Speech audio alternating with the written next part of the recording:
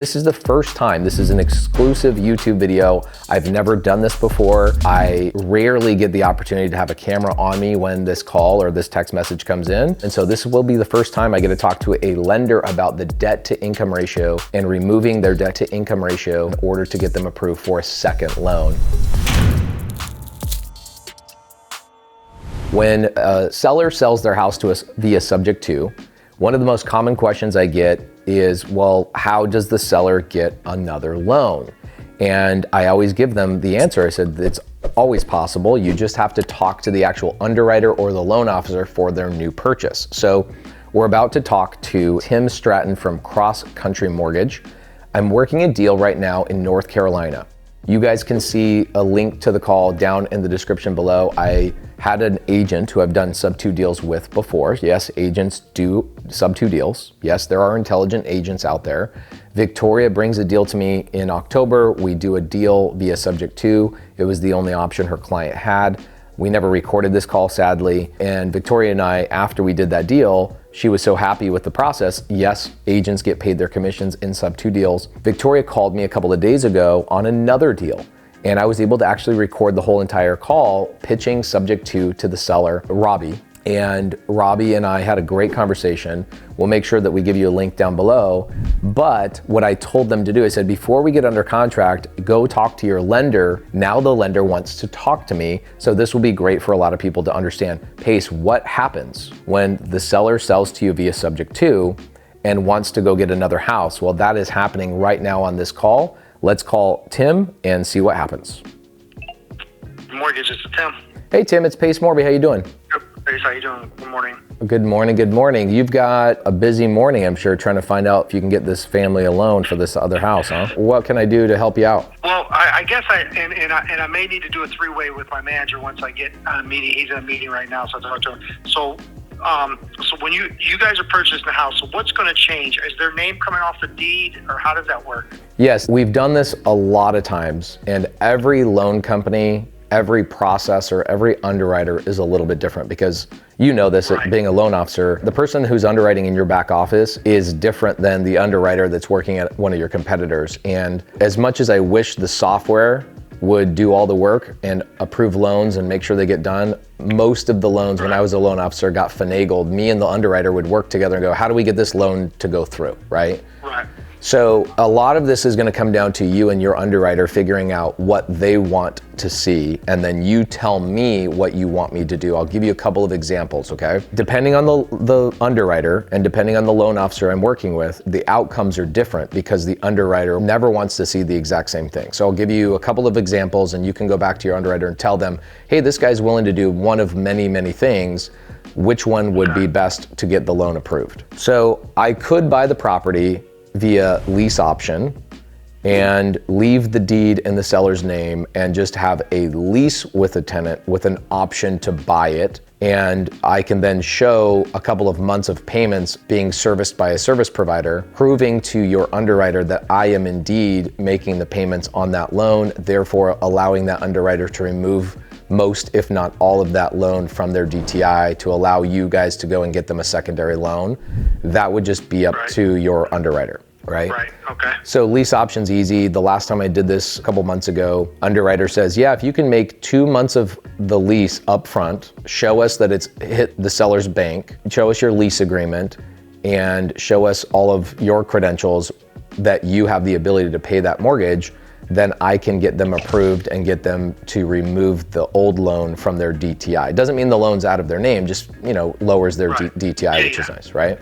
Exactly. So that's option one, purchasing through a lease option. And I would say that that's probably 50% of the time, that's the route we go. But again, it depends on the underwriter. The second way that we do it is, yes, I buy it via subject to, which I prefer, but I'm not married one way or the other. I prefer to buy via subject to because the deed does actually transfer into my name, which gives me control of the asset and protects me as the buyer. Where now this sometimes becomes problematic because a lot of people in the loan world or the underwriter, they've never done a sub-2 deal. So it's hard for them to understand in their brain, like, how does this work? But a lease option makes sense. It's like, okay, so Pace is just gonna lease the property from them. Therefore, that's easy for them to understand. But subject to, We go through a title company. The title company transfers the deed from the seller's name. That would be the people on Cutter. The deed would go from Robbie's name to my company's name, and that would be transferred at the closing attorney's office. And I would pay for all those expenses. And then I would start making payments directly to, not to the bank and not to Robbie. I would make payments to a company called West Star Loan Servicing, and West Star would make the payments on my behalf and then report back to your underwriter showing that we are making the payments. So there's more moving parts here for the underwriter, and it's a little harder for them to understand. So if that is problematic, I have no problem just doing a lease option. Gotcha. All right, because my question in this, just out of my own education, so obviously, one, I've done before, that's not a big deal. Two, well, the deed doesn't go in his name, but the loan still stays in his name, correct? Correct. Yeah, correct. Okay. So yeah, I think that one might be more of a concern for them.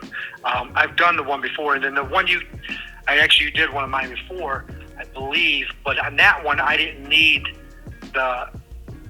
it didn't affect the DTI, so I didn't care what they did. You know what I mean? Of course, yeah. On that one, I really didn't care. So because we were counting it on this one, I needed out of the DTI to make it work. So yeah, I would just maybe, to keep it really simple and not overcomplicate it to your manager or to your underwriter, I would just say Robbie's going to lease out the property as an investment. Right.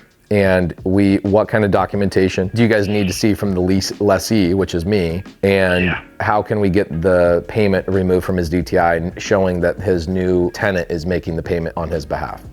Right, gotcha. Okay, all right. Are you available if my manager wants to talk to you? He's a really cool dude. We've actually been friends for 20 years. So he might have more questions than I have. I would keep it. I wouldn't bring up that I'm the buyer. I wouldn't bring up that I'm buying it subject to. I would just tell him, hey, Robbie's going to do a lease option. How do we make sure that the underwriter gets it passed? And if he needs to talk to me, perfectly fine.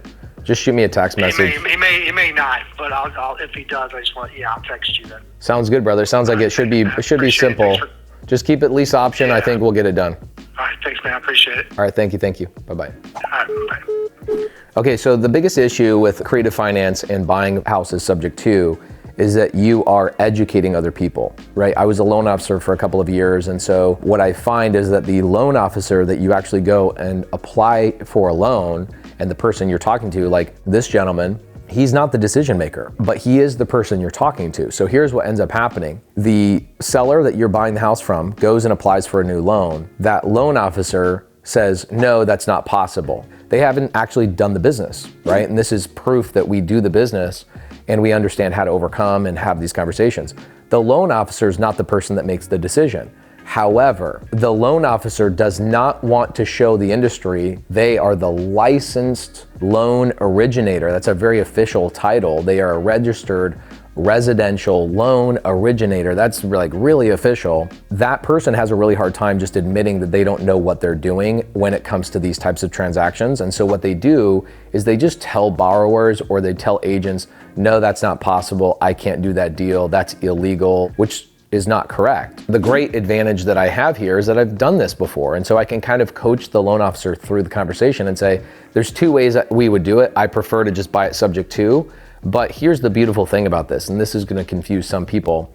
I'm actually not gonna buy the property just on a lease option. What I'm going to do is it's going to be a lease that I have with the seller, will be there just so he can go get approved for the loan. My option, okay, there's two documents in a lease option. My option will state that when I execute my option, I can just buy it via subject to. And that's how I always buy my properties if I do a lease option. The lease allows the seller to go get a new loan. The option allows me 2 weeks or 2 days or 2 minutes after he gets that loan successfully. It allows me to convert my lease into a full-blown sub-2 deal because that's what we write in the option. And so we understand how to do these transactions and how to do the paperwork properly because we use top-tier transaction coordinators. You should only be using a top-tier transaction coordinator because they are certified in doing these types of transactions and they have been trained by Molly Tennant, my head of operations. So that's how we do it. We overcome the debt-to-income ratio by having one of those two things done.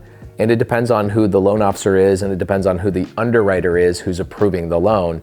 It's never the loan officer making the decision. They always have a manager or they always have an underwriter that makes that decision. Remember that. And when you hear somebody say, oh, something's illegal or not possible, one, you should think in your mind, amazing, because when I figured out how to do that, that means I have a cutting advantage, which is why we dominate so well in doing these types of transactions. This is like taking candy from a baby. Like doing sub 2 transactions is like taking candy from a baby, because this is impossible for anybody else to do. And because I understand a little bit more than other people, I just bring in deals like this and I'm the one that gets to benefit from all of the advantage that I have. So is it possible for a seller to get a second loan while keeping the loan in place and removing their debt to income ratio? The answer is yes. I just told you and showed you how to have that conversation with the lender. So I don't know if this will be a highly watched YouTube video. It seems like I get this question all the time, but it is always me coaching the loan officer along to have a conversation with the underwriter or their boss in order to get that loan approved. And I've never, in 400 times I've done that, where a seller needs to get approved for a second loan, I've never once not seen that loan get approved. So really great conversation. If you guys want to see the full conversation of what the story is on this particular deal, the house on Cutter, go back to the link in the description down below. We should have at least 2 videos of me calling the seller, talking to the agent, getting the backstory so you can understand exactly where we are in this process. And we'll see you in another video.